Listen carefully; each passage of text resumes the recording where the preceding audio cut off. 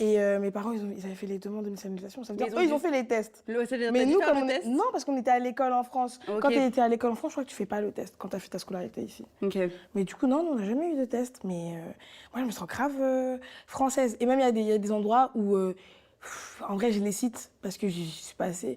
Mais par exemple, en Suisse, je suis née en Suisse. Mais est-ce que véritablement j'ai un attachement à la Suisse?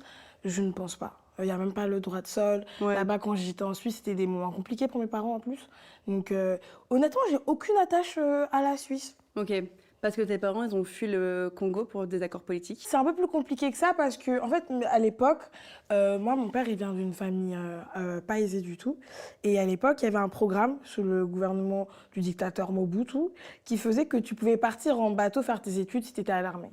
Donc mon père, il a fait ce programme-là pour essayer de faire des études de médecine. Donc là, on est en 1980, je sais pas, 90, 95, je crois. Et il arrive en Grèce. Et en Grèce, le régime de Mobutu, il tombe en fait. Ouais. Du coup, à ce moment-là, mon père, il ne peut pas continuer ses études. Donc il doit arrêter ses études et il reprend le travail, etc. Et pendant des années, il entrecoupe le travail et les études, ce qui fait qu'il est diplômé à 42 ans.